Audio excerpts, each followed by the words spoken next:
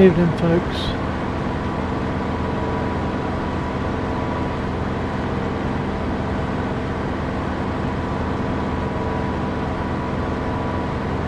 Well, now that's a blow. I haven't got my sight mapped. Damn it.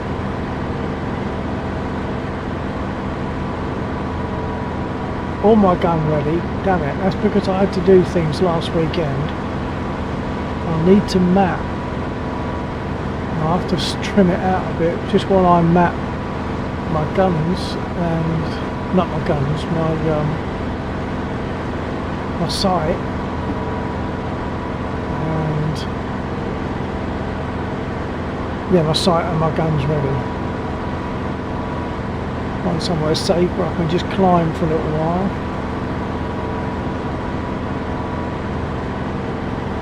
I should have checked that whilst I was on the ground, but I thought it was mapped. Right, if I leave it there, hopefully I'll be able to do it.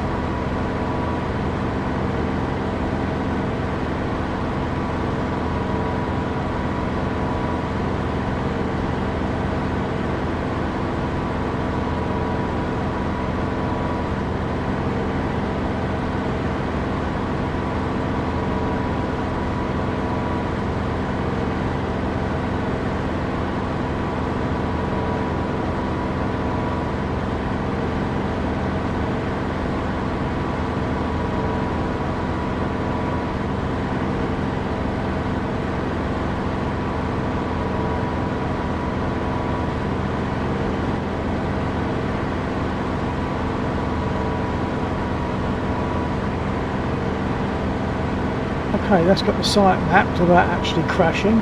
So now I've got to get my guns ready. Might have to give it a little bit more nose up, I think.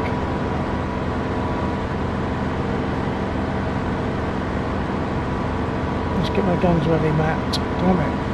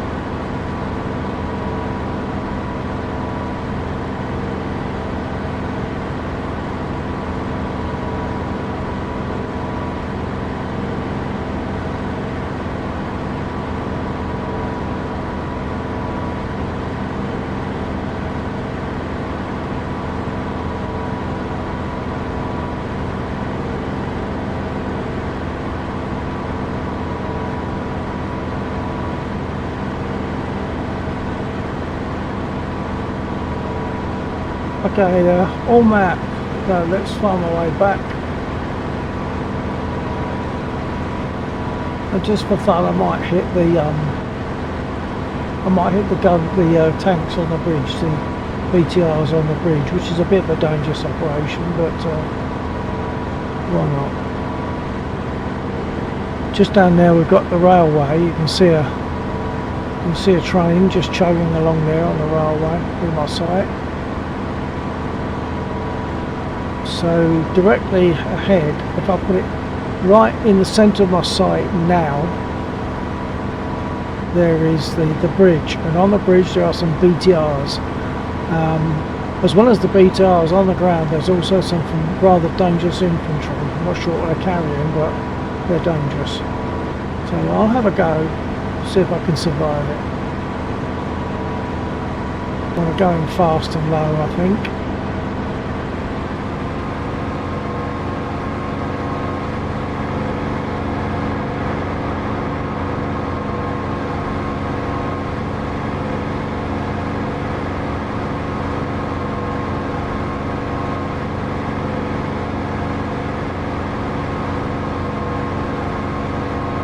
I don't know why it's zooming in all by itself. Not doing anything.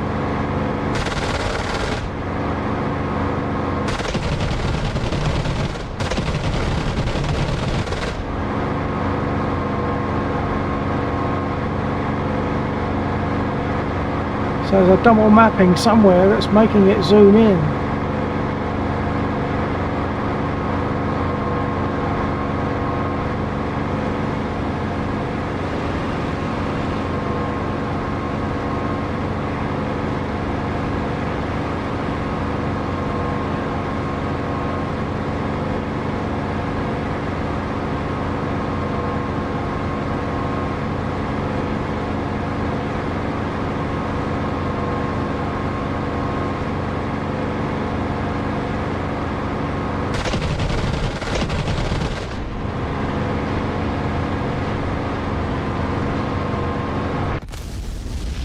Well, that's a bummer. I don't know what's causing that.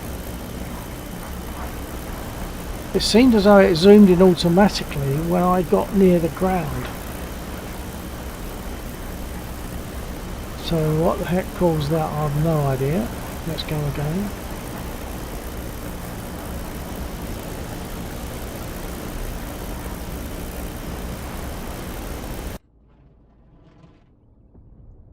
I'll have a quick check to see if there's anything that says auto zoom.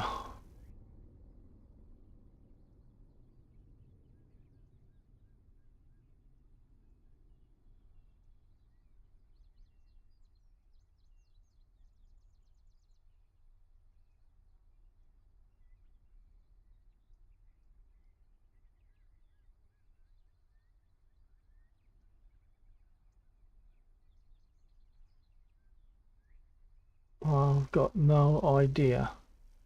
That's all the zoom options and it's not those.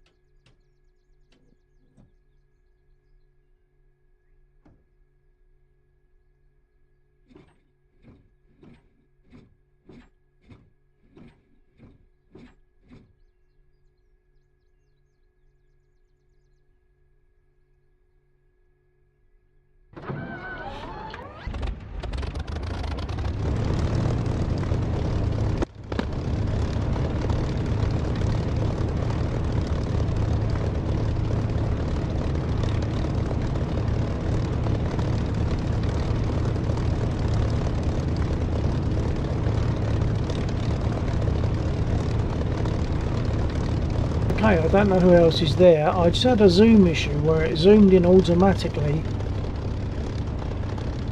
Seemed as that as in automatically when I got closer to the ground. I've got no idea what caused that, but it threw me out completely.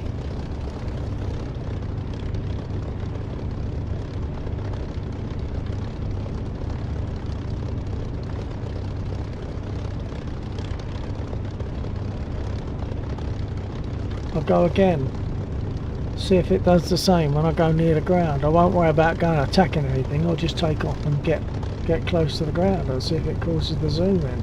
Unless of course it's seeing targets. That shouldn't happen. I'll go.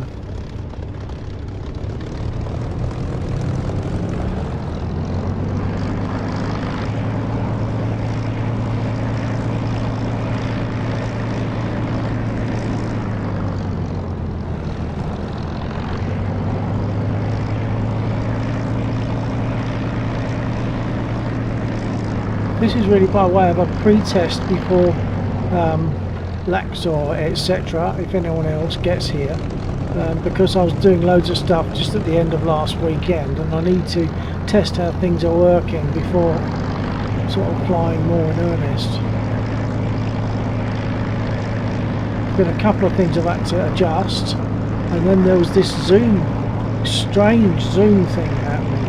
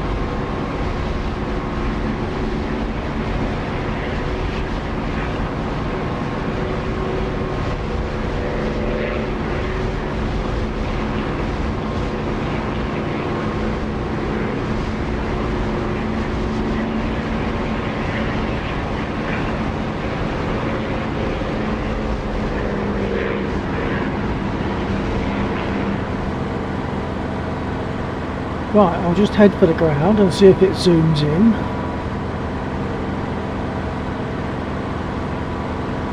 Which it didn't, so now I'll head for a target and see if it zooms in. It's like it's automatically zooming in when there's a target. Well, that shouldn't happen.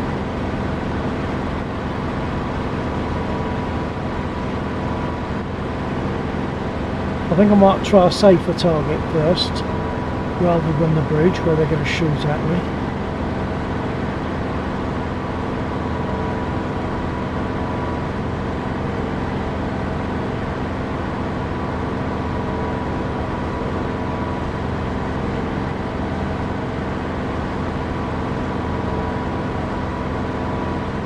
I'm just going to overfly these trucks and see if it zooms in automatically.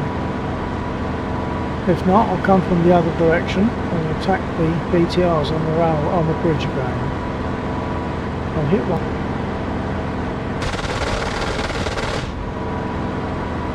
Okay, no auto zoom there, so that's fine. What was doing that before? I have no idea. I think there's still one on the bridge, so I'm going to go for that because that's where it happened. Oh, and now it's done it. Look, all by itself. Why has it done that? I'm not doing anything.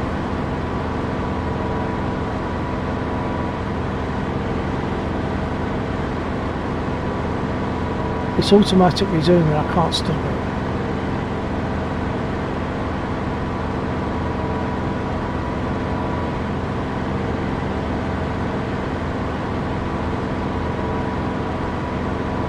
Trying to find what other things might be affecting it.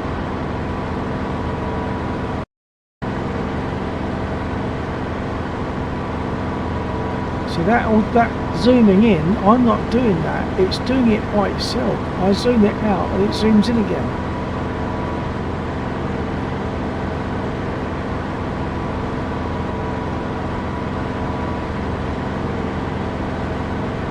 Unless I've got a dodgy switch, I hope not.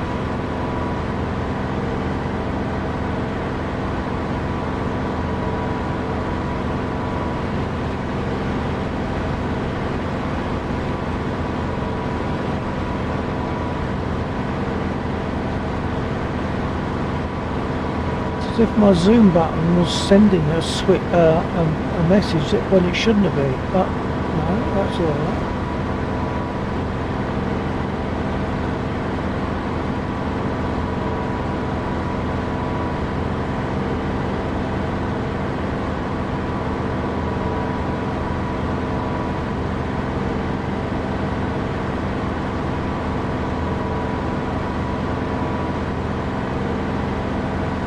I did that zoom. Seems to be behaving okay at the moment.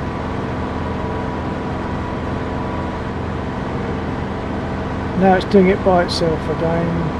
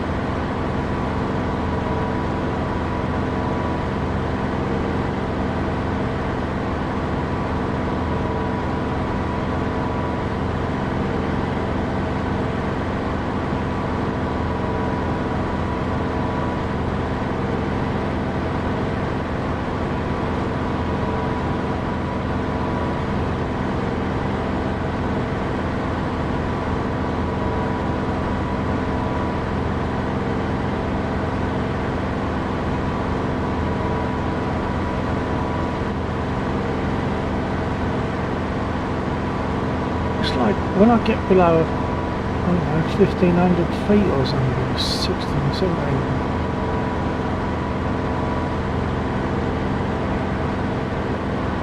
I'll have another go, see what happens. Just at the trucks, that's good enough.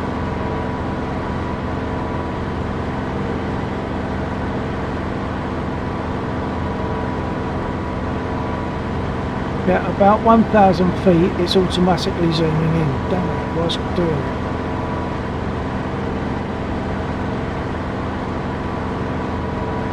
How can that happen?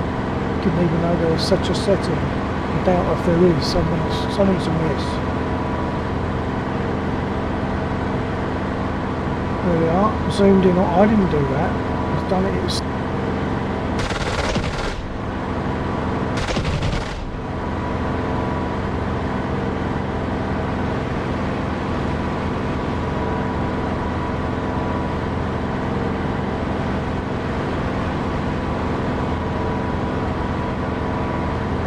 but it does it again. I'll go in again. I bet it auto zooms.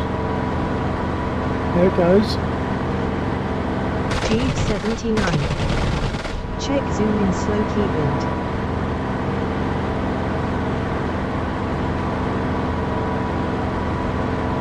Hi Jeep. Sorry, I don't understand what you mean. Check slows up. Oh, I've got a slow zoom in button, but I'm not using the keyboard at all for this. I'm not touching the keyboard.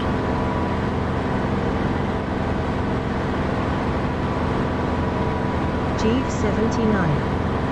Zoom in slow. Yeah, zoom in slow. That's what I've got a button here that does that, and I will do that now. G79. See if there are other binds. I'm pretty sure there's not, but I'll check. Let's trim it out. But it was doing it all by itself. It's not me that's doing it, you see, that's the thing. If I think it's when I get below about 1,000 feet, it just automatically zooms in by itself. This is since I've been doing stuff last Sunday. Let's have a go. I bet it zooms in by itself. There it goes. I didn't do that.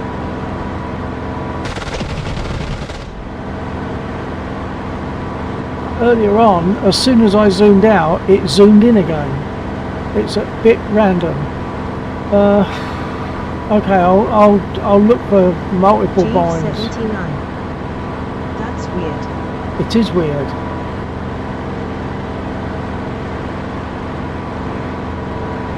I'll trim it out and just see if there's double binding, but I don't think there can be.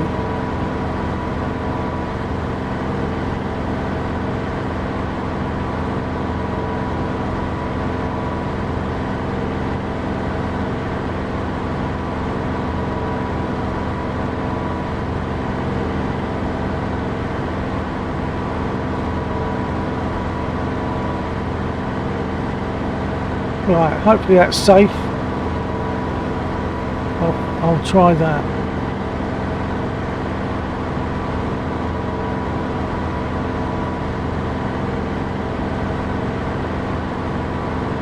It's just a button that I want. That's it. That's all it is. There's nothing else to maps to it. And it's like doing it automatically. That's what I can't get. Unless it's to do with rudder pedals, but I don't see as it can be. I'll come out of this. No, the rudder pedals aren't zooming me in. But I bet if I dive down to 1,000 feet again, it'll happen.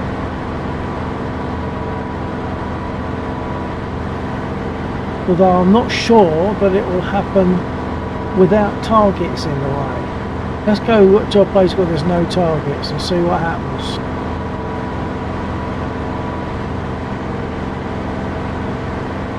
No problem. No problem. I'll now climb and have another go with targets available to me.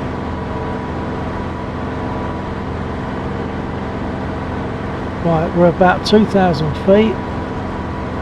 I'm now going to just hands off everything almost and just fly in and see if it zooms me.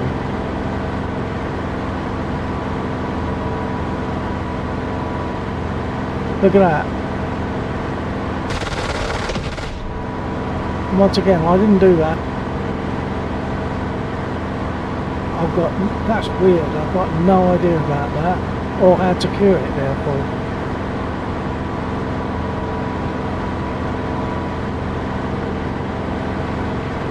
Jeeves 79. No idea. No, that's odd, isn't it? It's like it's automatically zooming in on targets, which certainly on a Spitfire it shouldn't. I mean, maybe on some of the later aircraft it might have that facility, but not on a Spit. Again, I'm not going to touch my zoom. There it goes.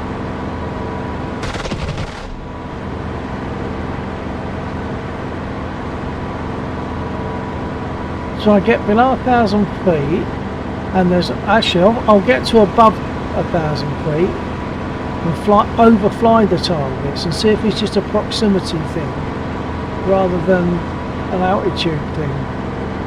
Right, I'm at over 2,000 feet. I'll overfly the targets and see if it zooms in. I don't think it will.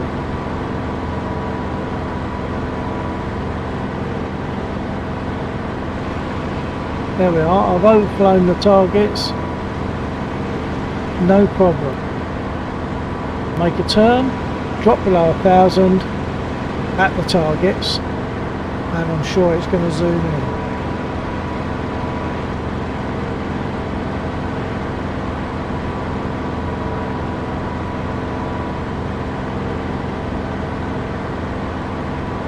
There we go.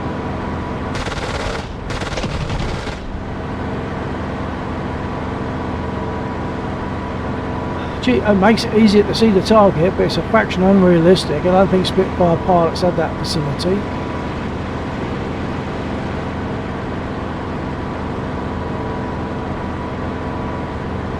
That is odd.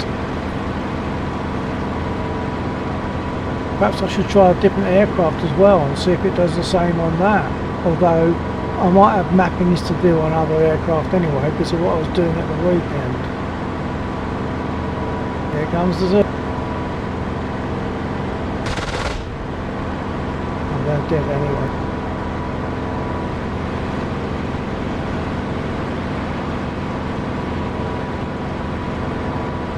So if anyone else there has any ideas, I'll be interested to hear them. What's happening is when I get below about 1,000 or 1,800 feet, when at a target, it zooms in automatically. Can't stop it to the point where it really throws me out. If anyone's got any ideas, I'd certainly be interested.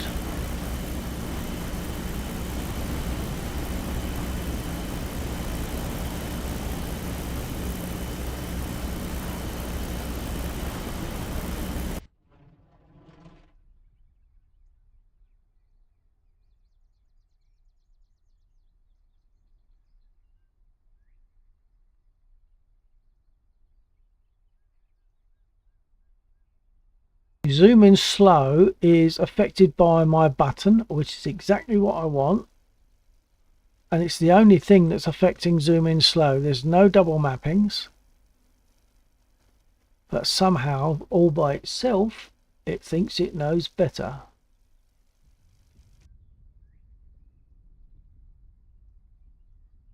And yes, that is weird.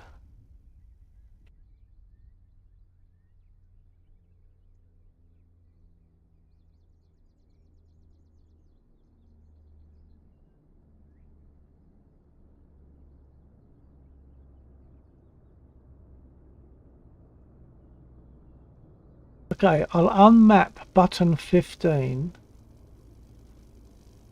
and do it again. I won't be able to zoom in, but at least I'll see if that cures it.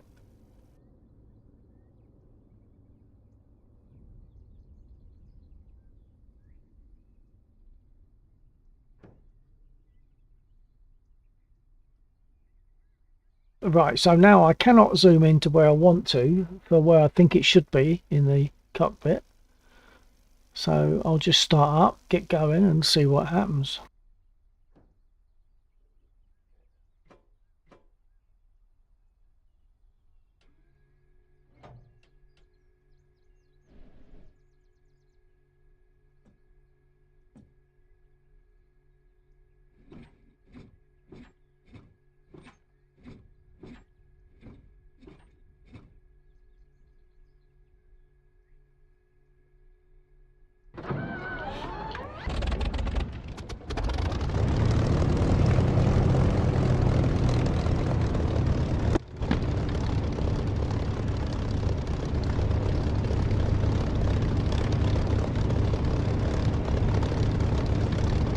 Oh, of course I can't, well I can zoom in, I suppose I could use the, no there wasn't a keyboard shortcut, so I can't even do that.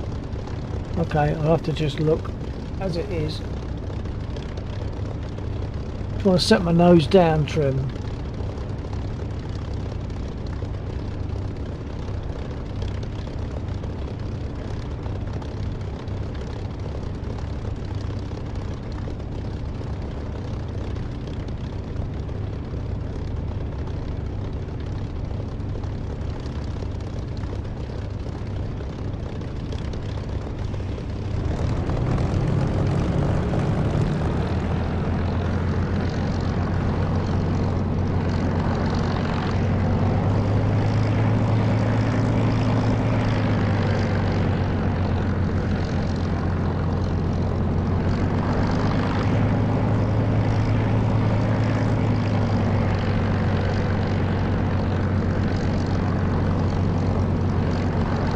The other possibility is that the signal is coming from Target, the Target software that I use for my throttle and stick.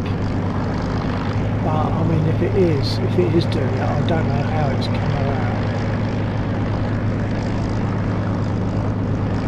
If it's doing it all the time, that would be one thing, but it only does it under those circumstances, and that doesn't make sense to me.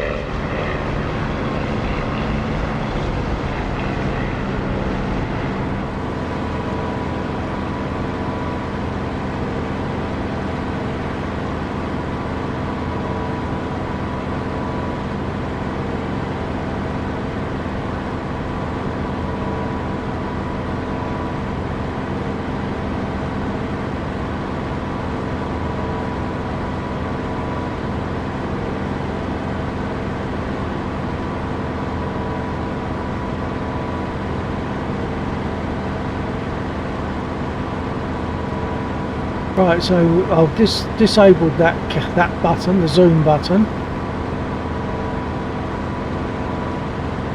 and it's not happening. So that's a clue.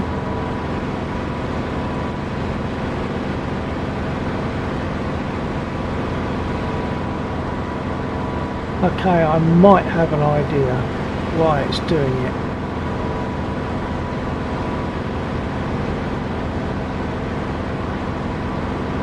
Well, I will have to go into Target for that, so I'll have to quit the flight. Just double check that it doesn't do it. Well below 1,000.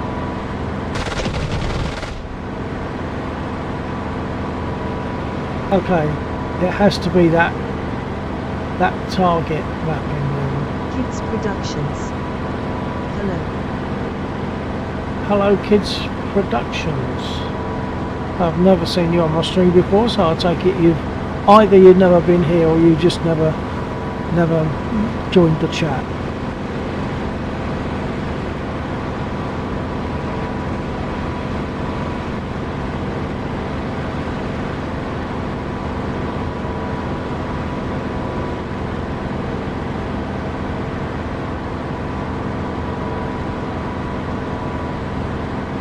Oh, in fact I think you've gone.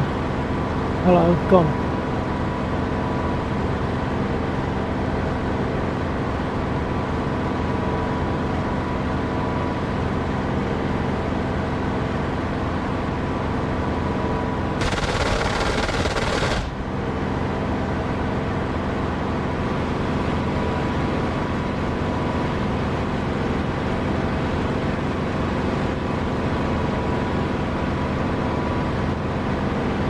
I wonder why they do that. It seems to be the YouTubers that hang about for seconds, that's all.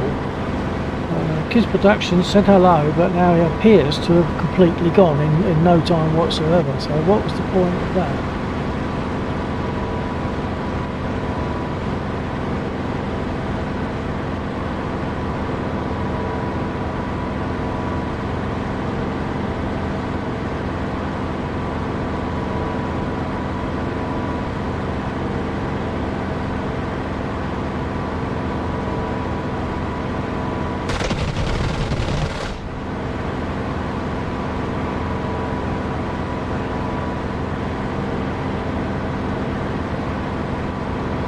Kids Productions, are you back?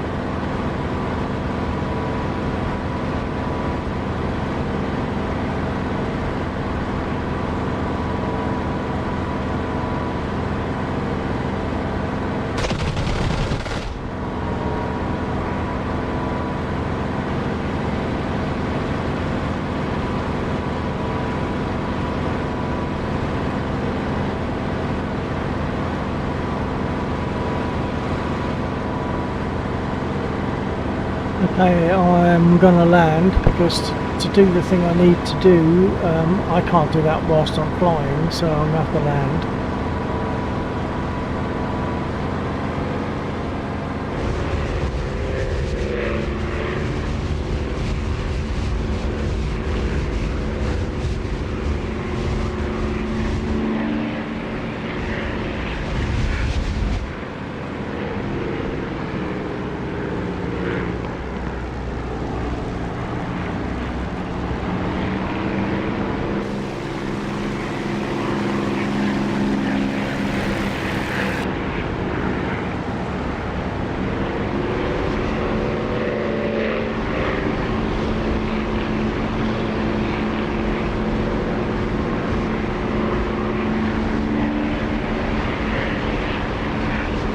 flaps aren't working.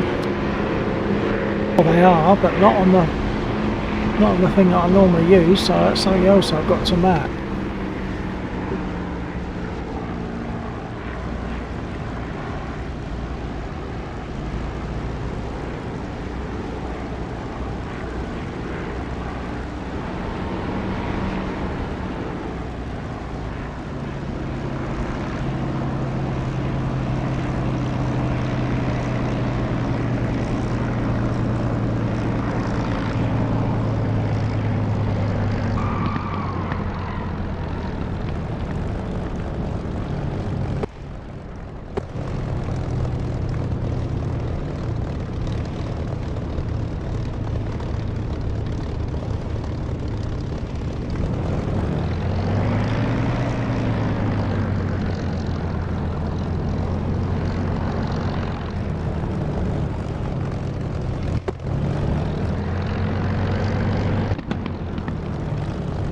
Right, I can now see if I can find what's going on.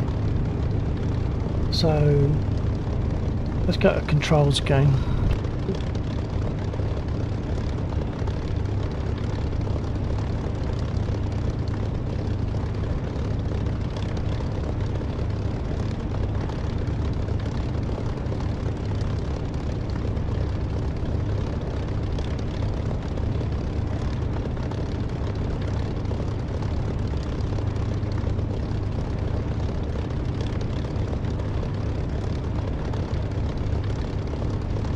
I might just take off and do another run just to see if putting it back in again is still causing the issue or whether it is cured.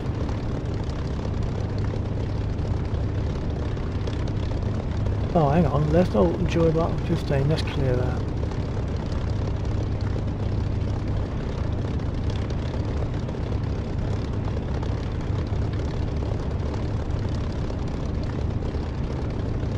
Right, joy button 15 to zoom in slow.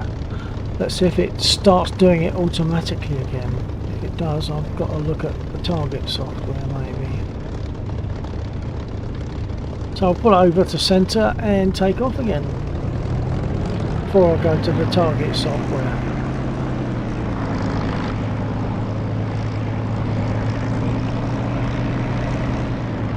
I've got to remember didn't set my flaps. I'll have to do it by clicking the actual lever on the aircraft rather than using the flaps lever that I'd use on my throttle. And I've got to reset my nose down. Can't zoom in, darn it.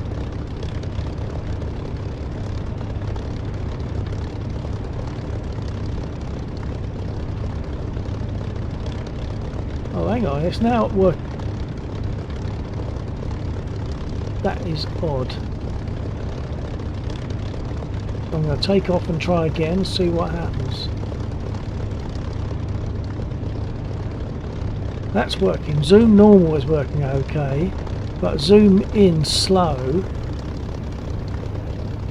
Let's just check that. Did I map the wrong one? I don't think I did.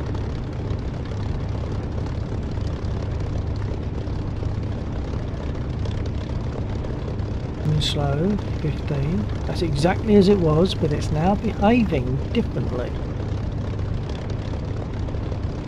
Okay, take off.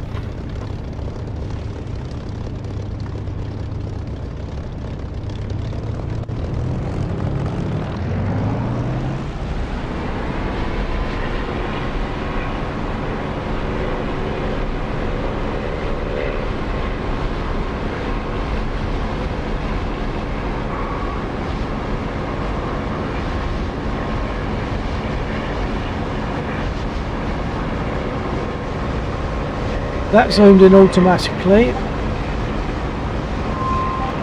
Now my phone's giving me an alarm.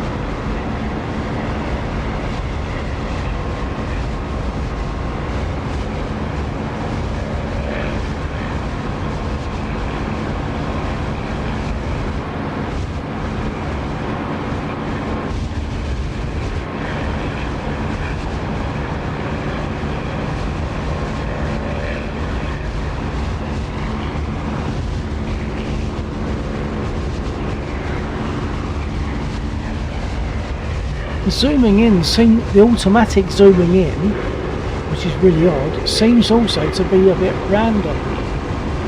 Because I'm now below 1,000 feet where I was getting before. Let's climb to above and then down. I'll climb to above 1,000 feet, then down again and see if that gives an issue.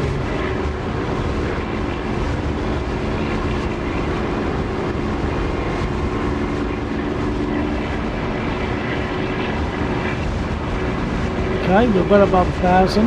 Now we go down again and see if it causes the auto zoom. Anyone got any ideas about DCS automatically zooming? I'd be interested. I don't want it.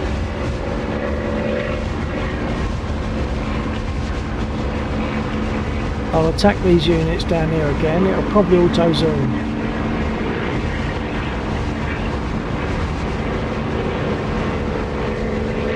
We're above 1,000 feet. Dropping. And it hasn't auto zoomed. But it's also not zooming.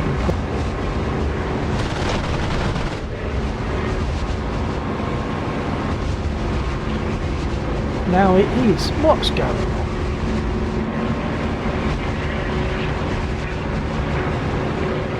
It's now behaving, it appears, normally.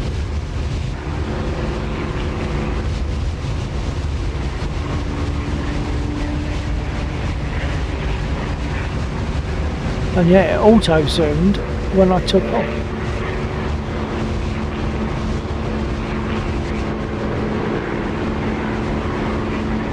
Here it comes. I'm not doing that. Or that. I didn't do any of that zooming, it did it all by itself. Unless the button's dodgy.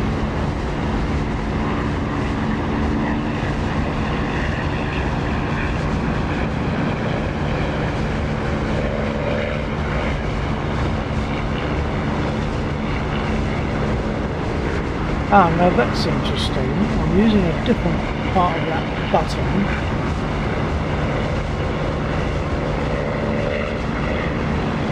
And it's zooming as expected.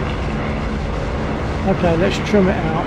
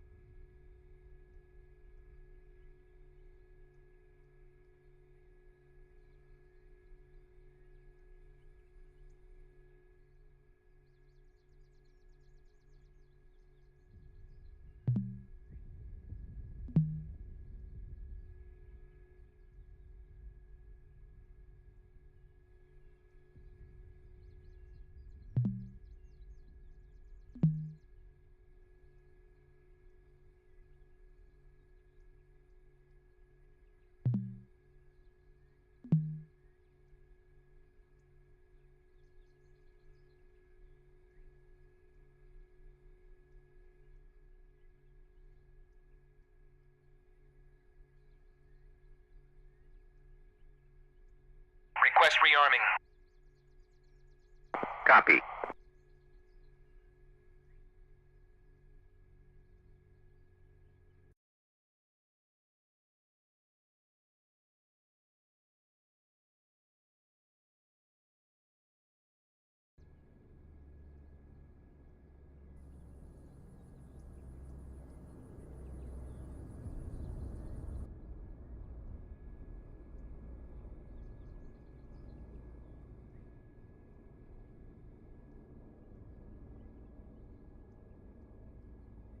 Rearming complete.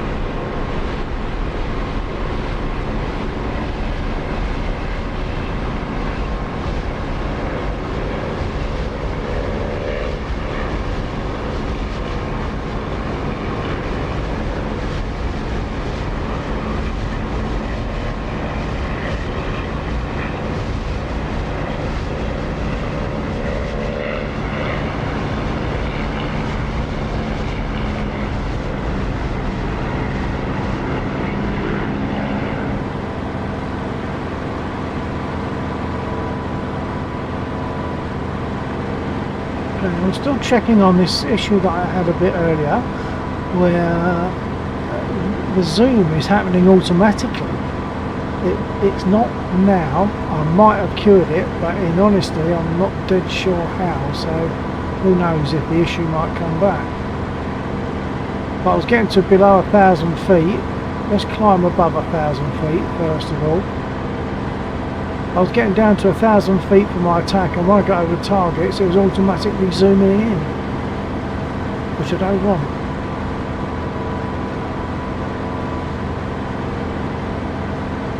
Didn't make my guns ready. Yes, I did. But they're not firing. I've lost the mapping. It was working earlier. What's going on?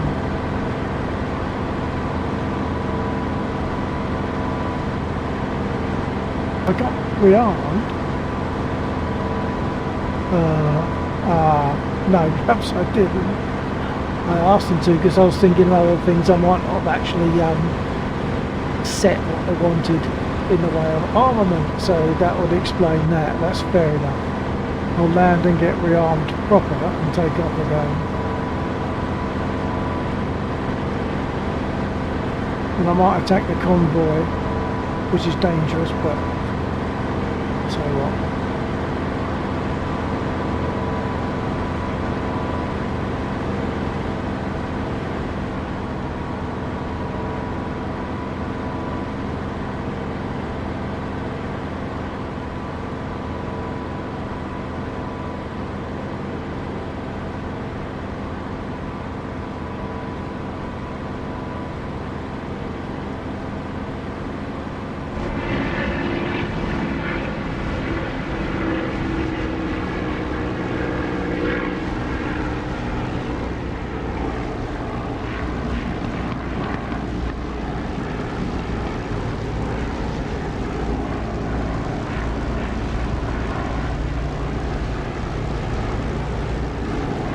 Gear down.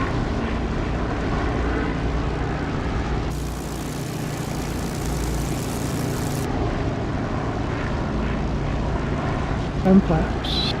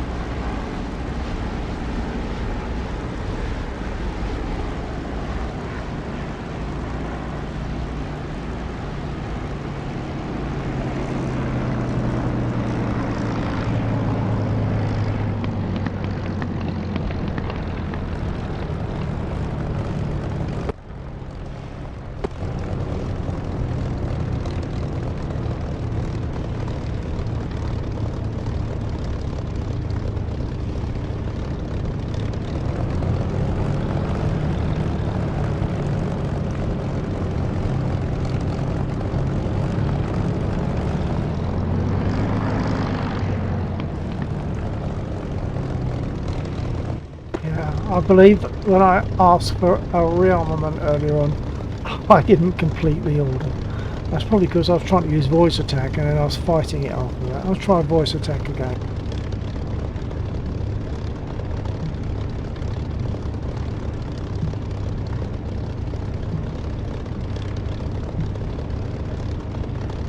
Yeah, well hang on a minute. No, yeah, I didn't increase anything, so there you are. That explains that. Request rearming. Copy. Rearmament doesn't take long.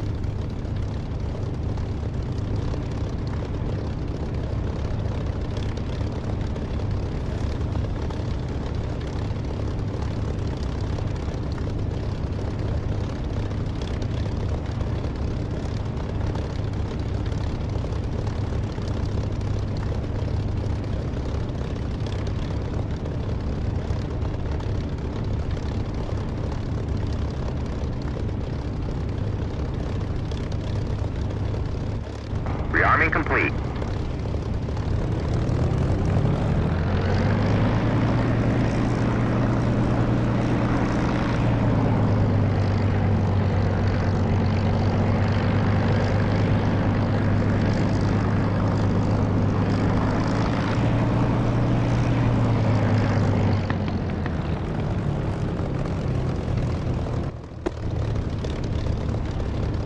Okay.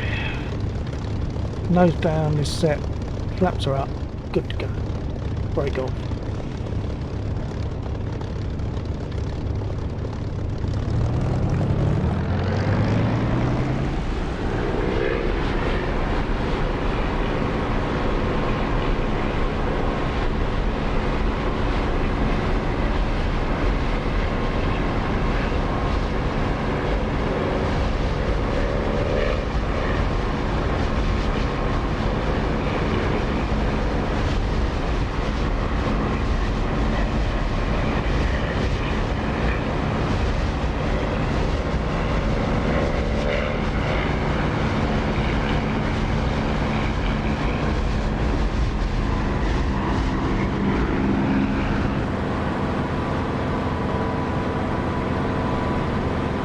Okay, now to the convoy. I'll have to weave about a bit, otherwise I'll just shoot me down. See the green traces coming up fairly soon. Fast and low, I think.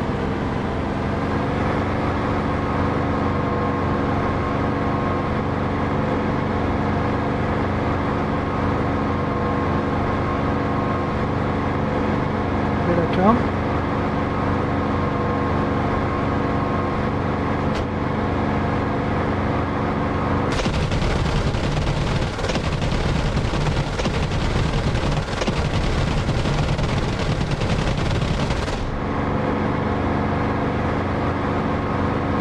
after all that, I only got 2 tubes.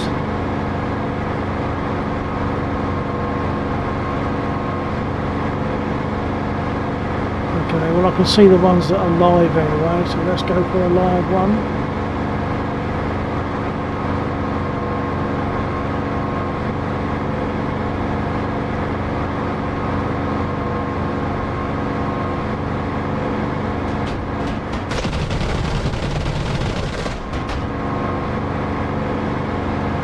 Very little damage there.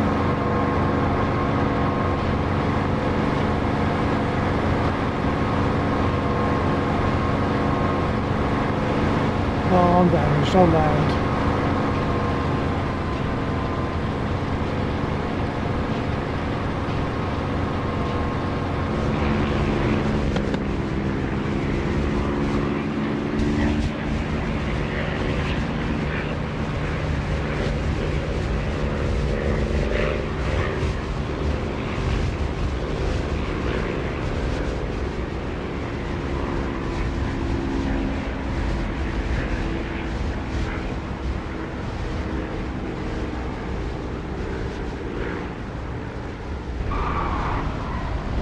Oh, they shot away somewhere around the carriage, I think.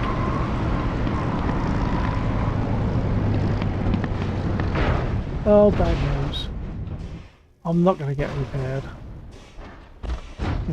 Might be a bit too far gone.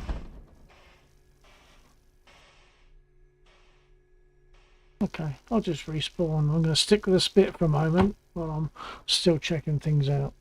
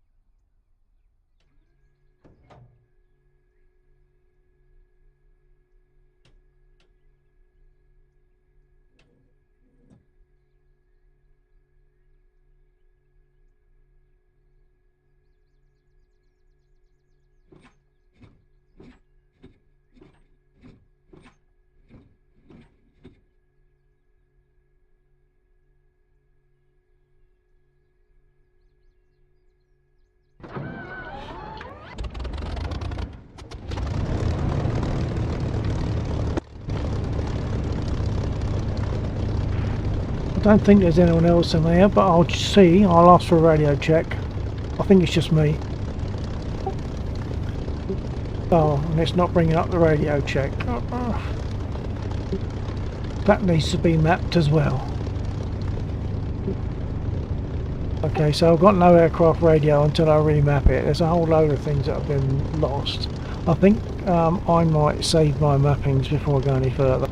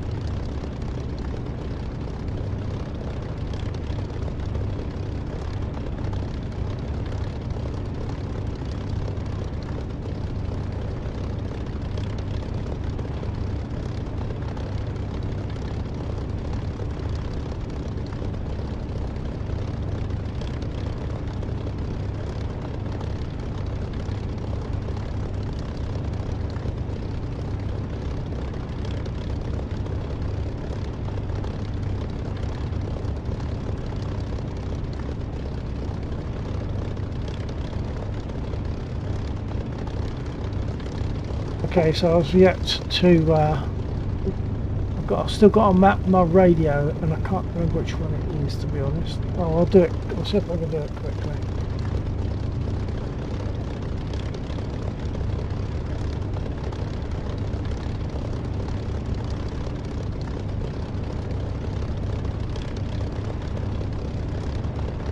In Texas. Hey pilot. What's your mission today? Hello, in Texas. I'm going to call you Intech if that's alright. Well, the main mission is to really enjoy yourselves, have fun. There are lots of ground units, there are various air units, enemy air units, and it's mainly for practice, it's for good fun, and we interact. If we want a dogfight we can, but we only do that with a mutual agreement. We don't just go and shoot someone, we just say, do you want a dogfight, and we'll go off somewhere within the map and we'll dogfight. That's the main mission. Enjoy, and to stream, and to hopefully give some pleasure to other people that might be watching, especially if they're not in a position where they can do it, so all they can do is watch it. So it's nice if we can do that.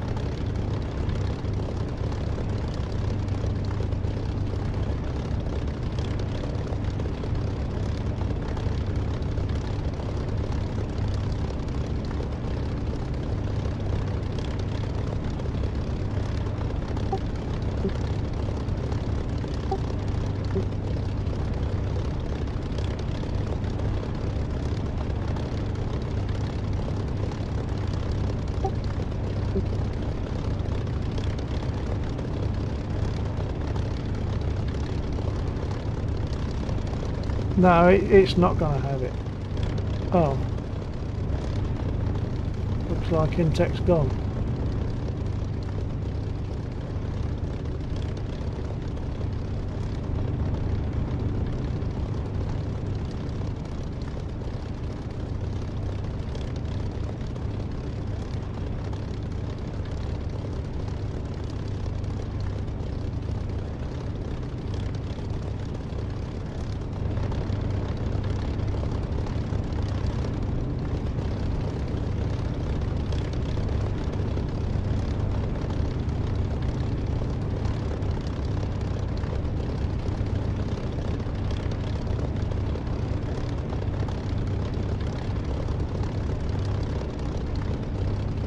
In Texas.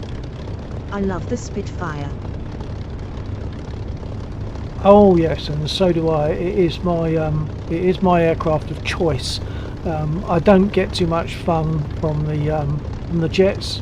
I've got the A10 and I've got the Harrier.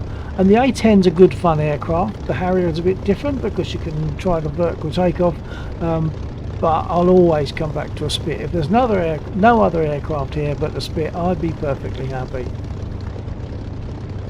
But I can't get my internal radio In button Texas. mapped. They were great in the movie Dunkirk. Yeah, and of course great in reality. But that's not to forget the job that the Hurricane did. I really want a Hurricane in DCS, but I don't think it's going to happen. So Hurricane was an amazing aircraft too, just in a different way. Okay, do you fly in DCS in tech?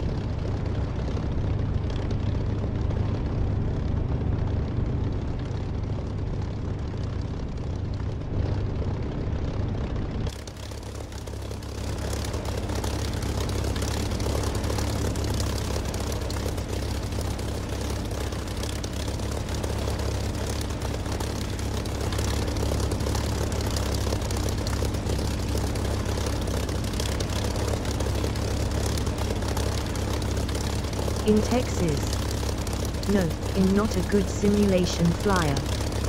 But I enjoy watching. Oh, okay. Well, in that case, this is one of the reasons why we do this, because Laxa and I fly weekends, and part of the purpose of flying, apart from really enjoying ourselves, practice and all that sort of stuff, part of it is because we like to be able to give some enjoyment to people who are not in a position perhaps to be able to actually do it, like someone like yourself, not a flyer but enjoys watching. So if it can give those people some pleasure, that's great. By the way, if you have to go, let me know, because otherwise I'm talking to myself and that gets embarrassing. So let me know if you go. But Yeah, how long have you got? Will you be around for a long time tonight? I'm saying tonight, I'm in UK, so for me it's currently 23:21. Whereabouts on the planet are you? What's your time?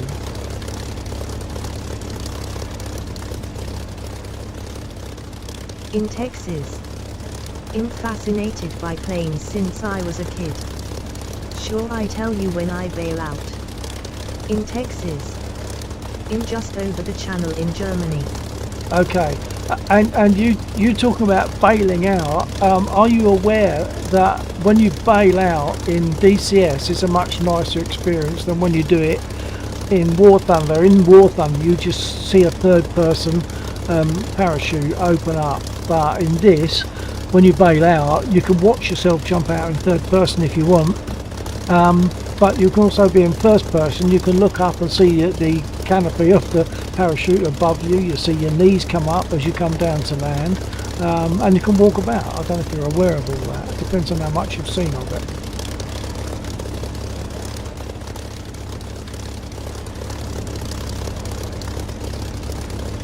Right, so I don't have any radio,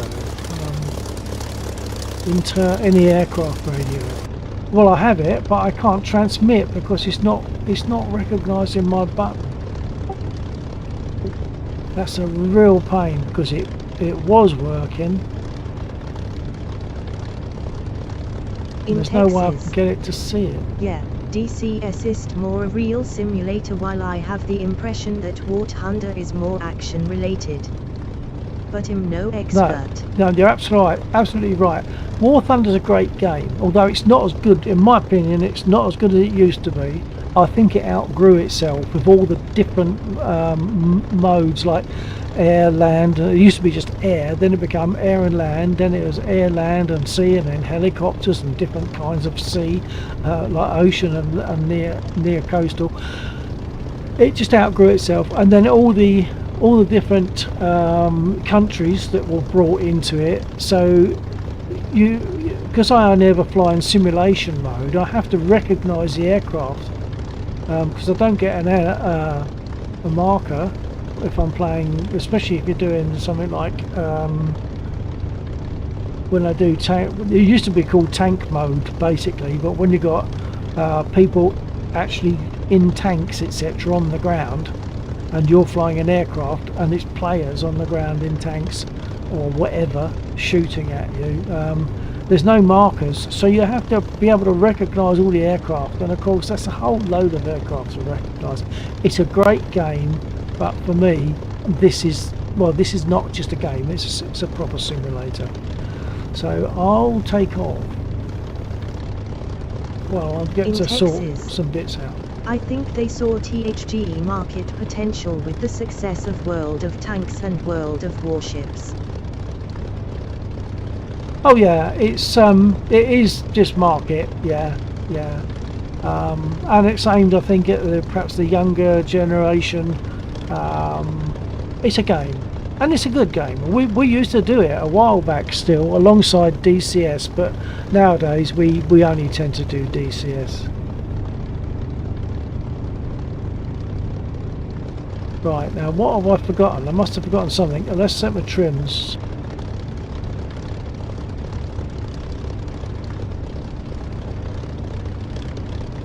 I'm going to give it one division of nose down.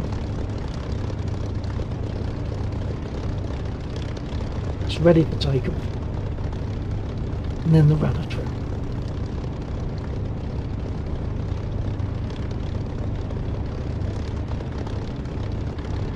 Okay, I think I'm ready to go, so brake off.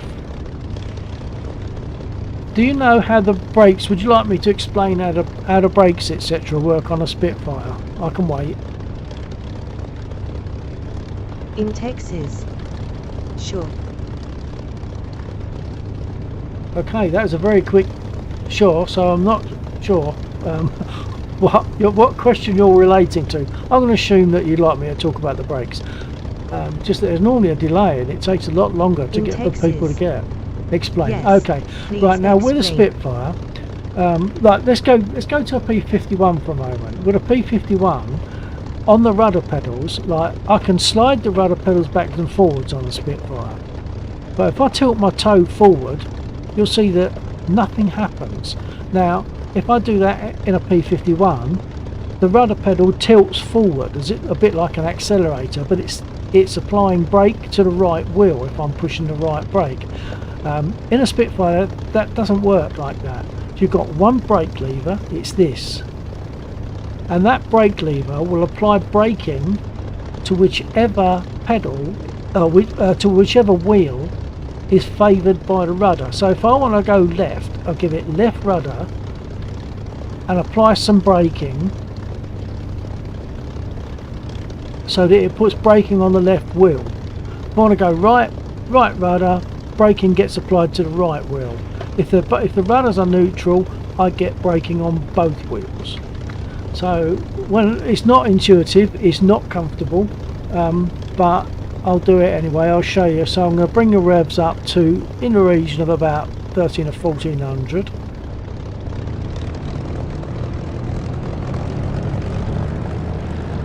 And apply some braking and left rudder. Difficult to show you this,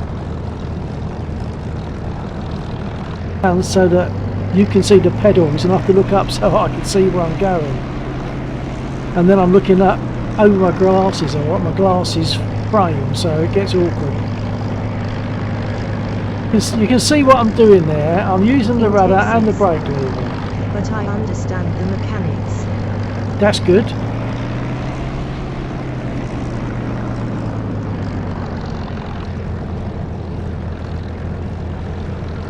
But it's not intuitive. It's when you first get in a spit and you're doing this, it's really uncomfortable.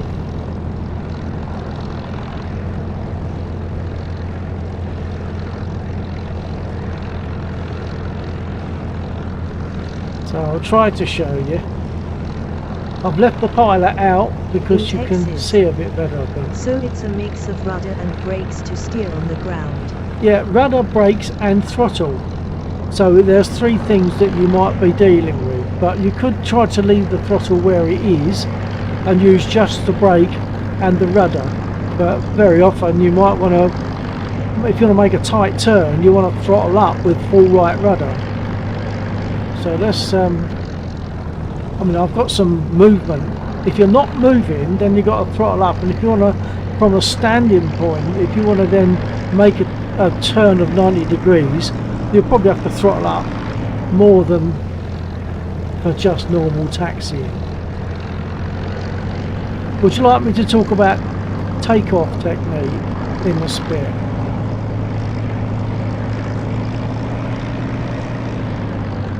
In Texas? Yes, please. Okay, right. So for the Spit, you'll see that I've already got one division of nose down on the trim, and the rudder is set to about there. That once I've set that, I tend to leave it there. It's okay for flight. So with those settings, and there's no flaps, you don't use flaps for takeoff in a Spit. So with those settings to take off, I'll explain it before I do it. It's stick back, full right aileron, so fully back, full right aileron, and then you throttle up, and as you're going along a runway you throttle up till your boost gets to about 8 on this gauge here. Throttle up to boost 8, and then your stick can come back to normal fairly soon. The nose on the Spit will then drop, which means the tail is up, and when you get to about 85-90 miles an hour here on the airspeed indicator, I would then rotate so that she lifts off. Once she's rotated, I get the gear up, so you'll see the gear indicator there change.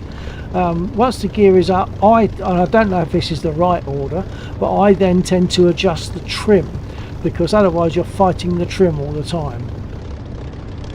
And once I've taken off, I'll change from one division of nose down to one division of nose up for reasonably level flight. So once the trim's set, I would then adjust my prop pitch. That's this second throttle unit that I have here. That second throttle unit, I'll put it back to give me at 2,700 RPM on there.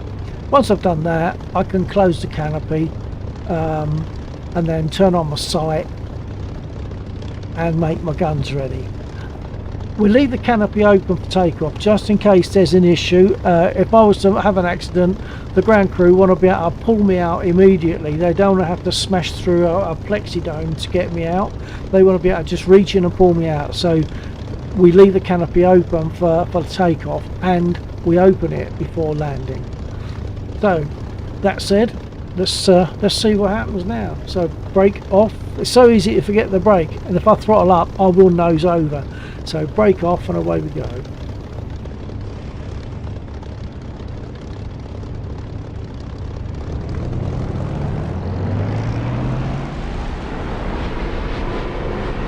And I'm dancing on the rudder pedals as I do this to try and keep us straight. Nose is dropping, rotate, gear up, adjust my trim,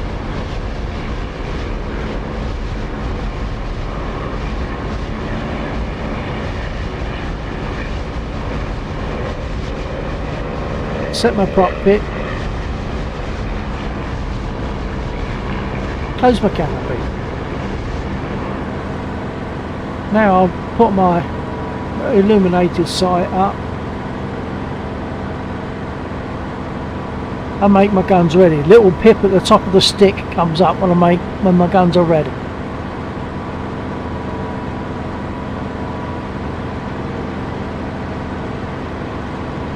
I like the sound of this engine. This is not the DCS Spitfire engine. This is Echo 19 Spit engine. It sounds lovely. If I open the canopy again,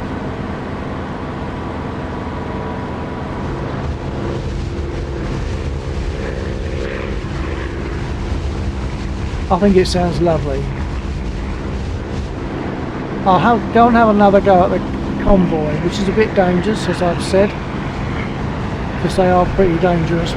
I'll close my canopy for that and I'll go in fast and low.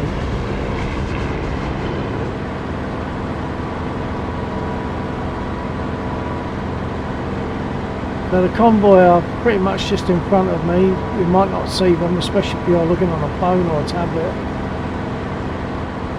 But you'll see their tracer coming up at me soon. Throttling up. There comes the tracer, which I'll try to dodge.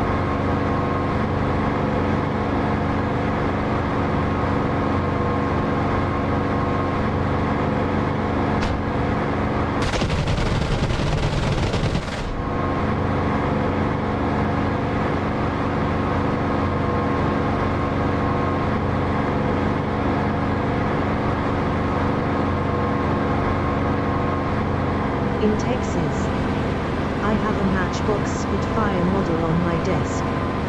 My father gave it to me when I was 5. Ah, that's a pretty special Spitfire then.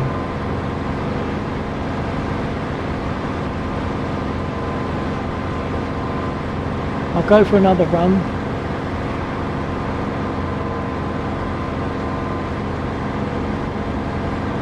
In Texas, this plane is too agile.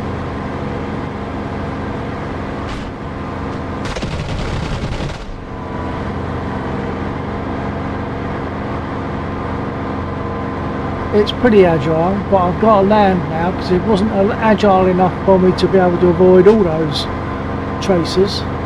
So I'm going in for a landing. So prop pitch fully fine, canopy open. Got to lose some speed. I might do a go around actually coming from the other direction, but I have got some damage because things aren't working very well. They're a bit sluggish. You might see that the aircraft is shaking a little bit, so maybe I've got engine damage, putting the engine out of balance.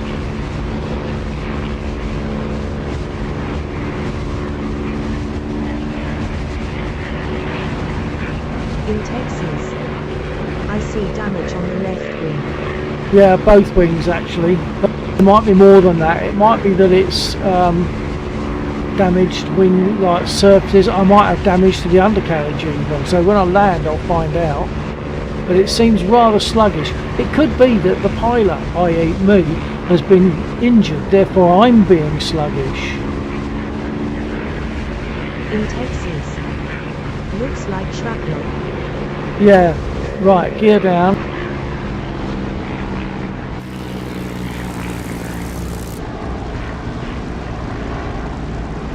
And flat.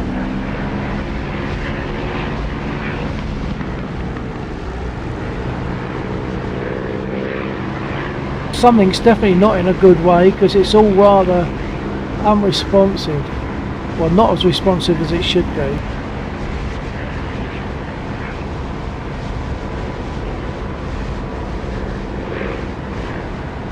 So this is a bit of a dicey landing, but we'll see.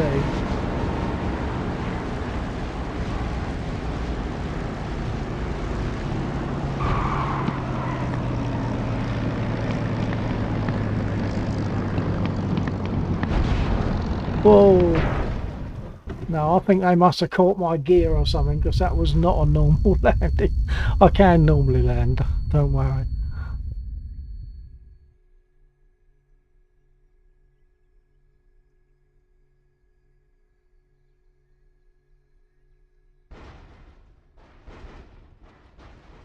In Texas. Grass landing.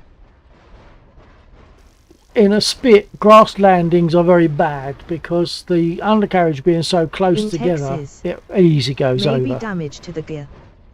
But that sometimes, yeah, if I can land successfully, sometimes what you do is you get out the aircraft and you see that one or even both of your tyres are absolutely flat, where bullets have gone through the wing, caught the tyre, so you're landing with a flat tyre, which doesn't help.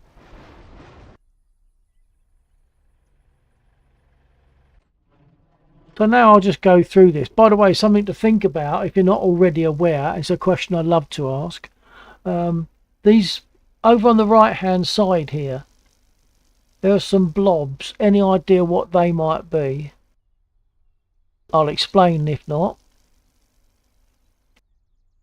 Right, let's get going. In Texas. No, I'm not aura. Okay, well I love this. I love this. Do you remember earlier on I said I put my sight on? Right.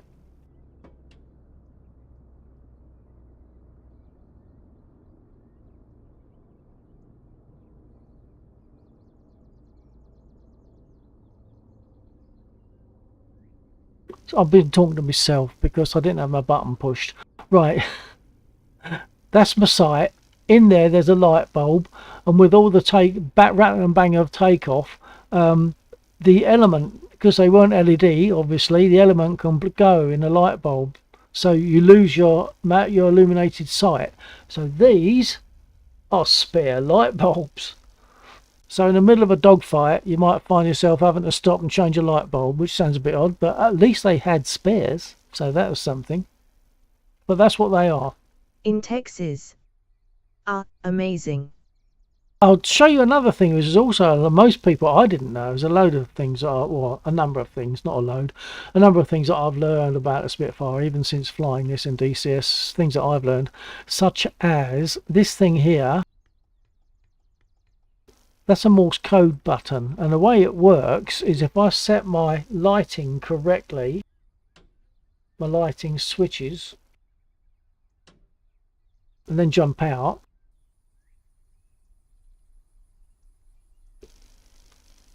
let's put all my lights on, hold on. Right, so there's tail light, wingtip lights, green and red, but also I've mapped my M button so that it operates that Morse code button. When I hit my M,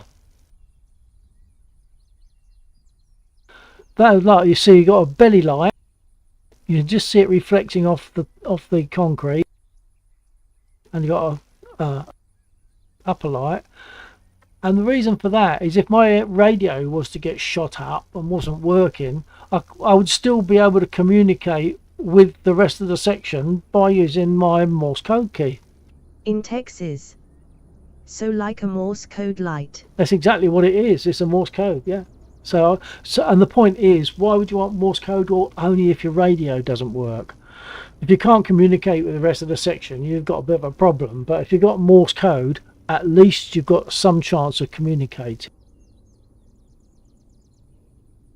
So that's what that's for. I'll get started.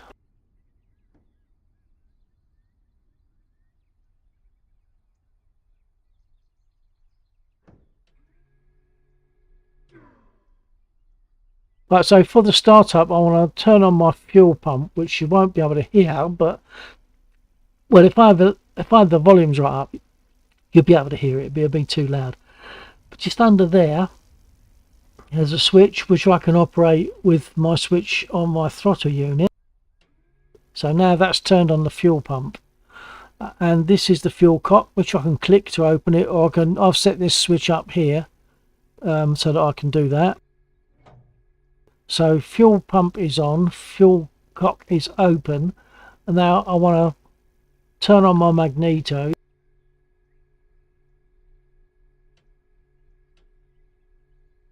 And get my gear indicator light turned on. And before I do any starting up, I need to make sure that the brake is on. Otherwise, it's not very heavy. Once the engine starts, it will start pulling forward. So brake is on, and make sure the prop pitch is fully fine. So that's this one. Prop pitch is fully fine. Now the difference, of course, in the brake, that the brake lever on a Spitfire is a bit the same as on a bike. On a bike, if you squeeze the brake lever and let go, it flies back. Not so for me, because I don't have a spring on this slider that I'm using. So I'm in the fortunate position that I can put the brake on, and without holding it, it stays on. Normally, of course, it would be here where my fingers are on the stick, so I'd be able to do it easily. But that's the way that works. Brake is now fully on. Right, I can now prime the engine. I'll give it 5 pumps because the engine's cold. And then to start it up, I will crack the throttle, push the home and delete keys, no, home and end keys on my keyboard, to operate these 2 buttons here, which are the starter and booster buttons.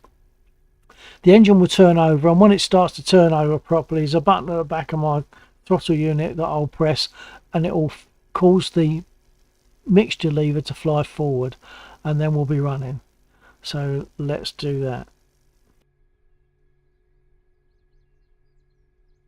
In Texas, how did you get into flying simulators?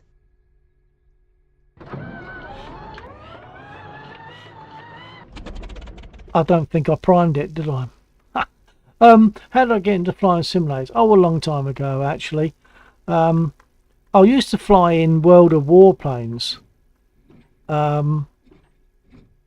That was just with a mouse, and then my son said, have you tried this other one? And he pointed me at War Thunder, and I was still flying with a mouse, and that seemed a better game. And then he said, have you tried pushing F2? And I pushed F2, and that I didn't count them, I probably got way too much fuel, and that put me into the cockpit, and that's it. Once that happened, I was sold. There's no way I was going to go back to World of Warplanes, which is purely third person. So that's how I got into this, and then we got into DCS because it's it's a proper simulator. Getting into this and starting it up, I should be able to do the same in a real Spitfire, because that's how accurate it is. Okay, so let's try starting it now that I've actually primed it, and I've probably got too much fuel in there, so it might be a bit flamey. Let's give it a try. Crack the throttle.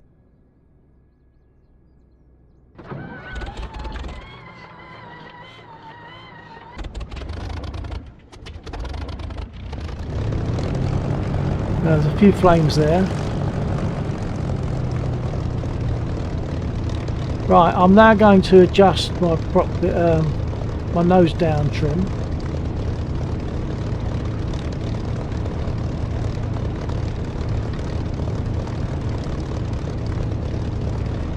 Of course, to flying simulators you also want the gear, and sad to say, I mean, this gear that I'm using, to get this throttle and stick would put you back probably in the region of 450 euros.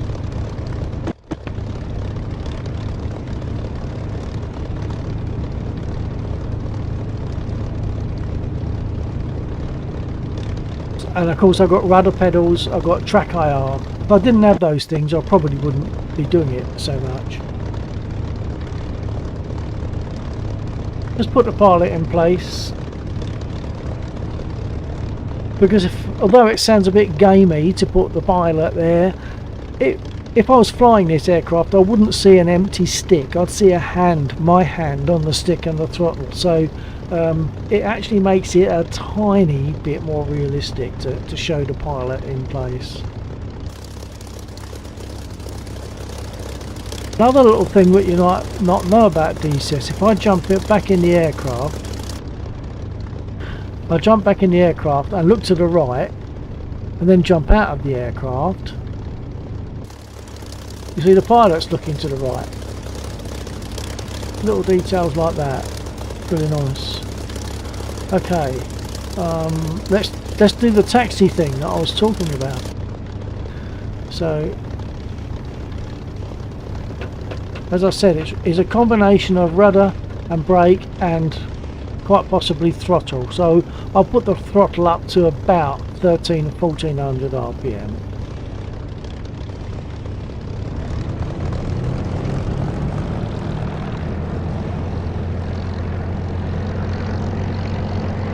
So now I'm giving it left rudder and some brake. Oh, I've got a freeze. Oh,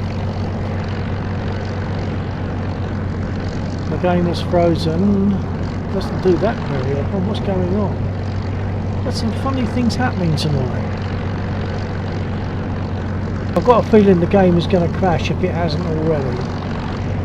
In Texas. Yes, it's crashed. Oh no. Right, the game has crashed, so I'll have to restart it. And during that time I will lose comms, but it doesn't take too long. So I'll restart it and get back in. I'll be back ASAP.